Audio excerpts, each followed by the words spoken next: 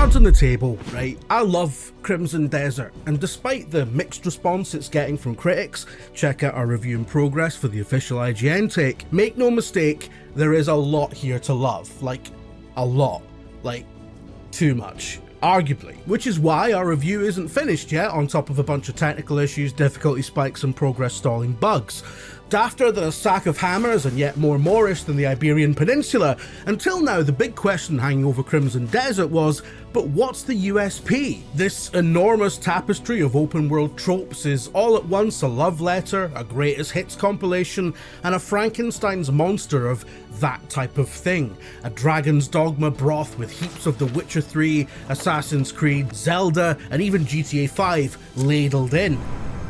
Its myriad apparent inspirations are obvious to anyone with even a casual knowledge of the big games of the last 20 or so years. But even its most ardent detractors can't deny that Crimson Desert marches defiantly to the beat of its own drum. Though much of the pre-release coverage was preoccupied with all the things it cribs from other games in the genre, it didn't become clear until we properly got our hands on it that paradoxically, the end result is nothing quite like we've played before. Full disclosure, I'm about 60 hours in, I'm nowhere near finishing it, and that's fine. I'm happy with that. Underpinning Crimson Desert is a layer of friction that is quite jarring if you've come to it from the focus-grouped safe havens of Sony exclusives and Ubisoft open worlds, or even the CD Projekt Red stuff that retains its rough edges despite an infinite budget for polish. It's a game of many interactions, ways to manipulate the game world that are surprising in the freedom they grant and frustrating in how fiddly they are to get working at all. In short, it's insanely ambitious, but janky as hell. The type of audience that Crimson Desert is going to attract will be split on whether it's a flawed gem, a la Dragon's Dogma, or a janky disaster slog, a la Two Worlds.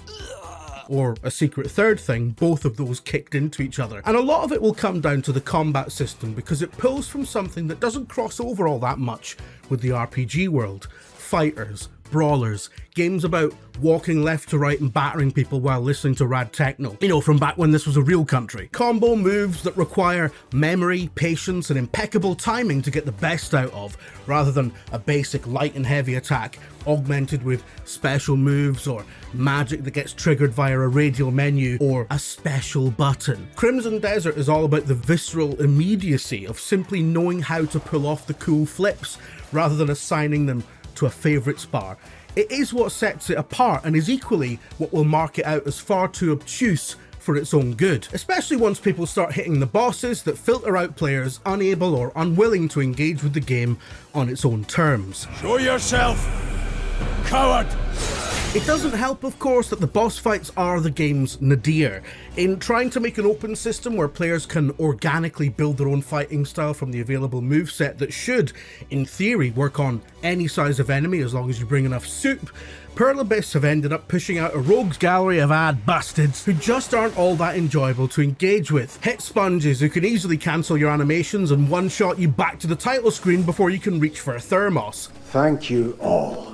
Oh, what a nice surprise. Yes, soup is one of the best healing foods in the game, relatively easy to collect the ingredients for, and coming in pretty high on the benefit-cost analysis, it too represents a system that is too broad for its own good. You very quickly learn that crafting low HP food items is basically useless, and a waste of meat. Low-level enemies will never take enough health off you to warrant the necking of an aperitif, while the big lads scarcely give you enough time to stand there scoffing a dozen 80 HP scraps of meat just to claw back enough health to survive their next uncancelable attack. There's so much stuff you can do that is utterly superfluous, a nest of systems that don't fit together all that well and frankly needed a lot more trimming during development. Like everything else about this game, it's a blend of cliches.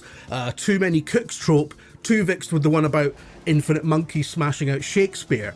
And though I'm certain Crimson Desert had a lot of features cut during its painfully long development cycle, it feels like a cautionary tale about what happens when a studio isn't willing to cut enough. Paper beats rock. I win. During their production, games shed features like molting cats. Cuts can happen for all sorts of reasons: budget, time, tech, or artistic. Being disciplined and discerning about what to bin and what to spend precious resources on is the essence of good direction, which can make the difference between a 6 out of 10 and a 9 out of 10. I don't want to cast aspersions onto Crimson Desert showrunners. There are factors at play in all creative endeavours that no outsider is privy to, but it certainly feels like a game that could do with a lot of shearing, and that's where much of its issues stem from.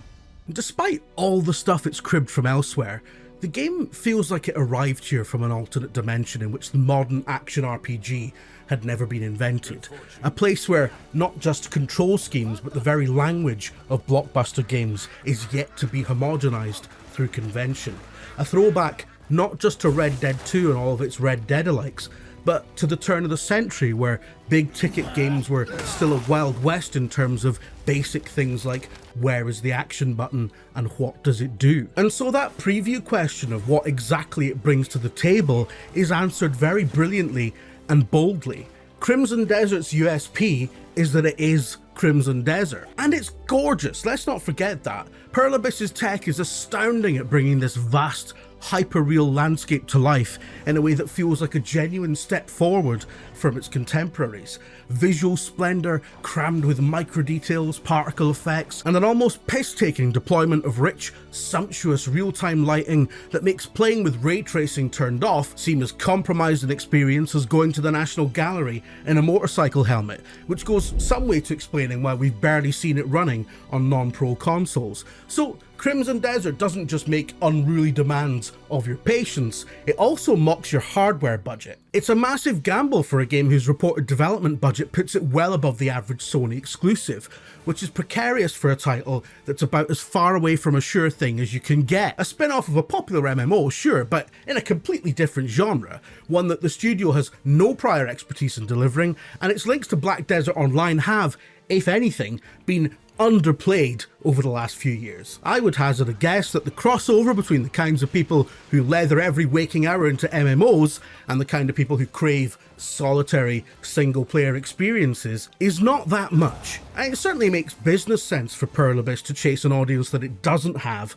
rather than cannibalizing the one that it does. But it does mean that From the makers of Black Desert Online has limited power as a selling point in this case. It's absolutely fair to compare it to The Witcher 3, Red Dead, and all the other things that Crimson Desert is clearly desperate to call daddy, but the comparisons that come to my mind while actually playing it are things like Kane and Lynch 2 Dog Days, Pentiment, and yes, Dragon's Dogma 2, games that are unapologetically unique and committed to pursuing an artistic ideal that much of the audience will instinctively bounce off of, because to do anything else would compromise its vision.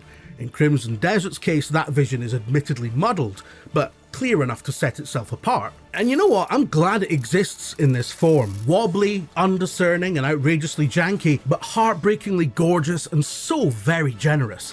A game that is designed to be sipped over months, if not years, and is broad and wild enough that, at the very least, it'll never be boring. Check out our ongoing review for more on the nitty-gritty of Crimson Desert and why we're giving it that score. And as always, let us know what you think. Is Crimson Desert a disappointment, or exactly what you wanted or expected? And whatever you do, stick with IGN.